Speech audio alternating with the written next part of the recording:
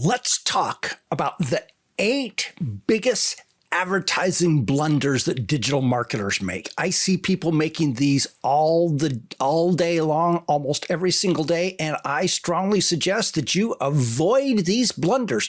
If you want to make money from your ads and build a profitable business rapidly and well. Okay, here we go. I'm going to go right into them. Mistake number 1, not running ads. Wait, not running ads is a mistake? Absolutely, because there are 2 ways to build traffic and business online. The first one is organic. The problem is organic takes time and effort. And I'm going to tell you, organic takes months. And if you want your business to rapidly grow, you're probably going to need to spend some money to get there. Paid ads give you it's the fast track to this process. It rapidly builds your business, allows you to test and do all kinds of things that you couldn't do otherwise. My recommendation is to do both. Almost every company should be running ads. Why? Because time is of the essence when you're just getting going in your business. You've got a limited amount of money and you've got to get profitable before that money runs out. And so people say, well, that's exactly why I shouldn't be running ads. Well, no, that's exactly the reason you should. Because when you start running ads, what ends up happening is you quickly start bringing more leads into your business, bringing more traffic into your business, bringing more sales into your business, assuming you're doing it right. And what this does is it forces you to take action. You're no longer able to procrastinate. You're no longer able to say, oh, I'll get to that later. You're no longer able to do perfectionism. You're no longer able to do so many of the things that people do that just kill their businesses right out of the gate. And it gets your company out there, which is exactly what you need when you're just getting started in marketing. All right, mistake number 2, trying to talk to more than one potential customer in an ad. People say, oh, I've got these 3 different avatars. I just really want to just come up with the one ad that will work for all of them. Well, my strong feeling is it's going to be almost impossible to find an ad that will work for everyone. Let me give you an example. Let's say that you've got a program that helps struggling couples. Let's try this again. You've got a program that helps struggling couples achieve better intimacy in their relationship. Okay, so you got two different customers here. You got men and you got women, and you gotta run 2 separate ads because you have to talk directly to them. Because, as you well know, men just think differently, especially about relationships and intimacy and everything like that, than their partners do. And so you need to be talking to them directly, because it's very, very difficult to write copy or put up images that will attract both well. And here's the other piece on top of that some people say, well, I'm a good copywriter. I can come up with a way to do that. Well, here's the problem of this. Is that when you try to put them both into the same ads, you confuse the algorithms. Because you write an ad targeted at women, it's going to perform worse for men who see that same ads. And so the algorithms are going to go, okay, so who do I show this ad to? So that's the reason why we definitely want to have 2 separate ads, one targeted at men, one targeted at women. If you sell a program to help kids get scholarships, you got to have one targeted at their parents, one targeted at the kids. You sell ads.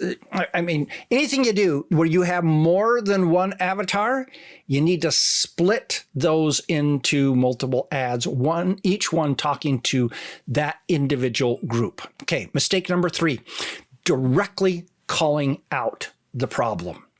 Now, this is very much Facebook oriented, but just realize that Facebook is probably going to be the essence of almost any advertising campaign right now, because they're the ones that generate the best profits right now.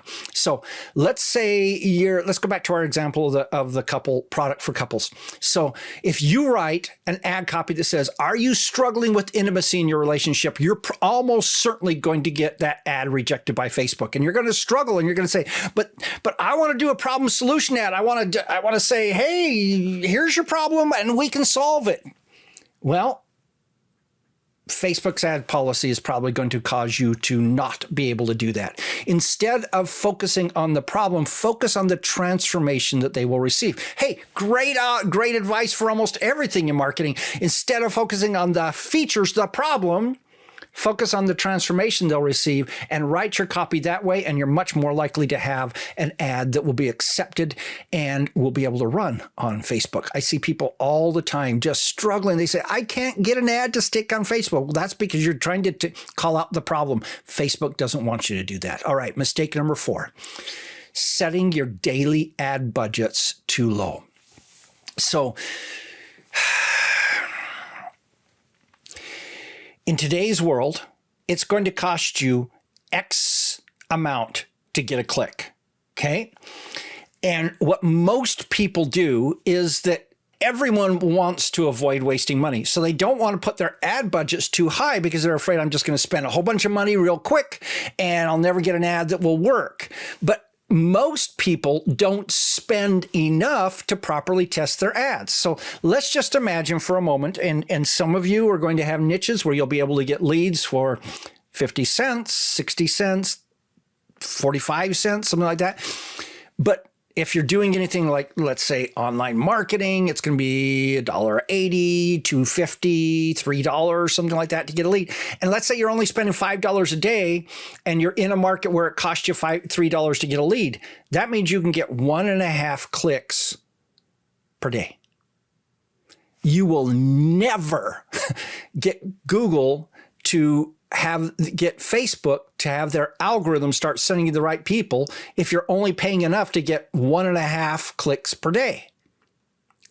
So I'm going to recommend to you, and some of you aren't going to like this, but I'm going to recommend to you that you consider a minimum spending amount of at least $20 a day for at least a week, which means you got to have a minimum budget of $140.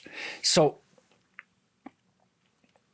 $140, that's like taking the family to McDonald's twice these days, right?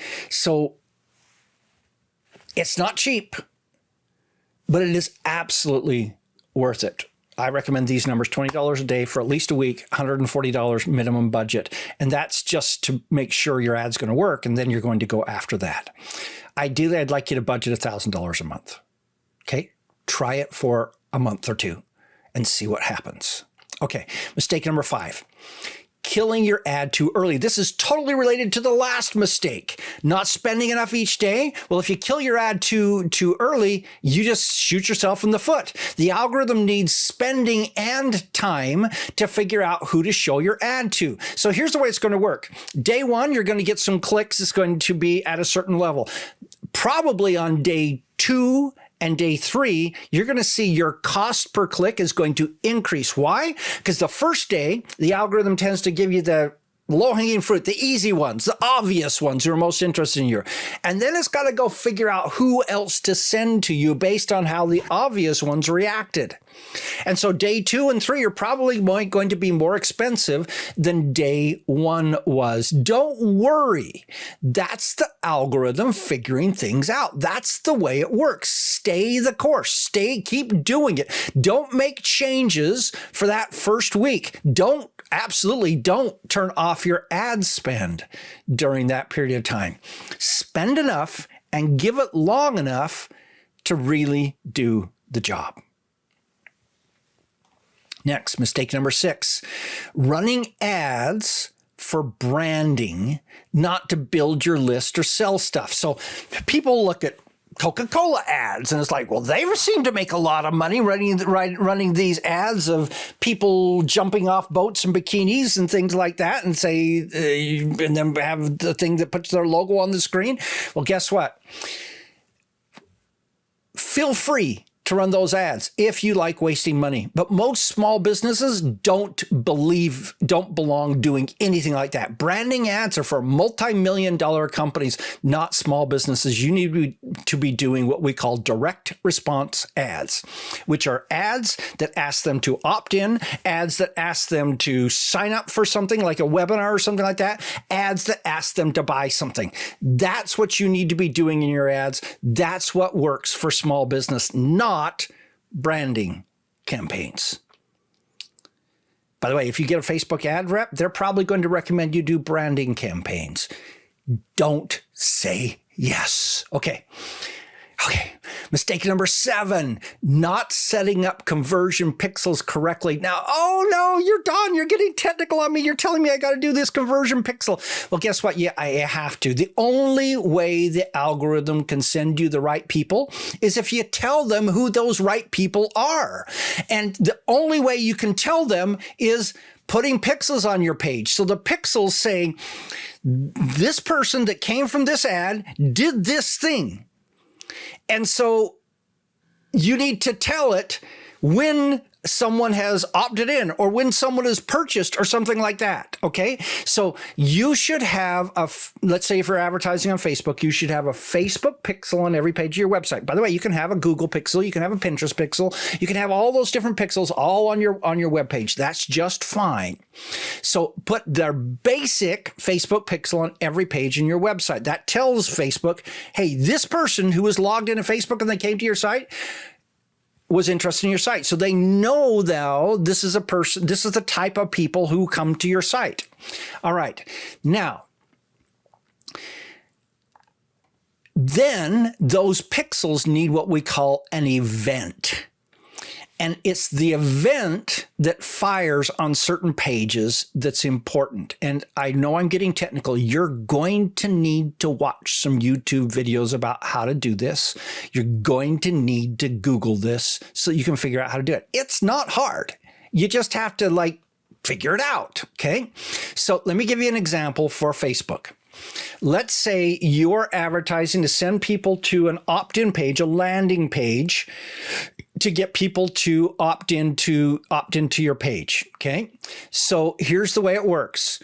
You take that landing page, and on that landing page, you put a pixel, and then you put in the code for an event, which is called view content. What that means is this person that clicked on my ad arrived on my landing page and they viewed that content. Then on your thank you page, that the only time they'll see this is if they actually opt in. Then the next page that happens is the thank you page. You put in an event called lead. So you've got 2 things you're putting in. On the landing page, you're putting view content, and then your thank you page, you're putting an event called lead.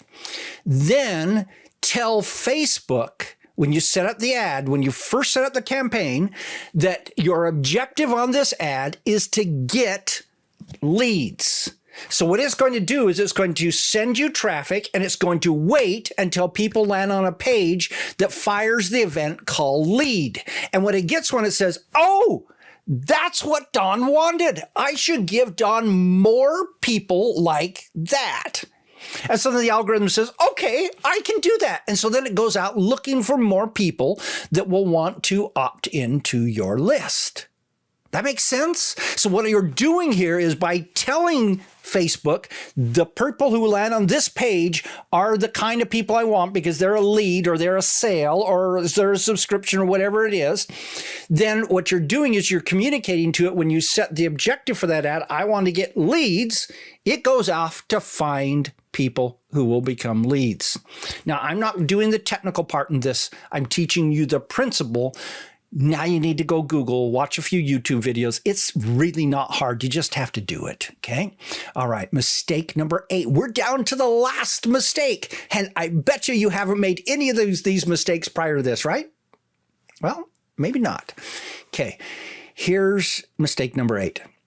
And unfortunately, I see this every single day. Mistake number 8 is assuming you can't do this yourself. Frankly, you can't afford not to do it yourself initially. It's really not hard. High schoolers can figure it out. I know I ran an advertising agency for 10 years, and I would hire high school students to come and sit in that chair right over there, and they would be doing a lot of the administration of the ads. I could train them in 2 days how to do it. And someone with a and these are not 4.0 students. Some of these are 3.0. I never hired any 2.0 students, but with a B average in high school, they can figure it out. You can figure it out. Okay.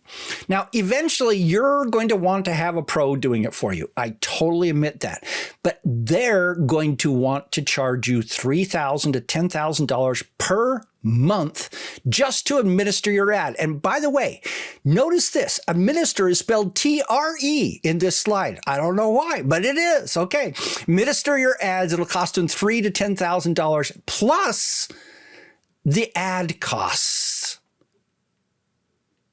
So it costs $3,000 and you haven't spent a cent on ads. You'll still have to pay for the ad costs.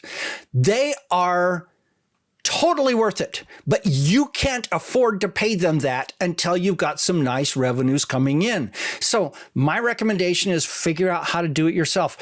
I taught high school students how to do it. You can figure out how to do it and then do the very best that you can. And then once you finally got these revenues coming in, give it to a pro later. They'll do better than you did. I can almost guarantee you, because this is what they do all day long. They study it. They geek out on this kind of stuff. But you can do it initially. Get it going, start making money, then give it to a pro, and the pro will make it even more profitable for you. Okay. So there you have it. 8 mistakes that digital marketers make. My suggestion, don't make them. Okay. So when you learn how to run ads appropriately, this is the start of quickly building your business, building a sustainable traffic flow, not having to rely upon the search engines or Instagram or TikTok or wherever you're running your social to go viral. And this is the key to achieving long-term profitability. I strongly recommend take the advice that I just gave you. Don't make those mistakes. Start running ads, start figuring out how to do it, because you frankly can't afford not to do this. What's your thoughts? Let me know in the comments. This is Don Crowther saying, just go do this stuff.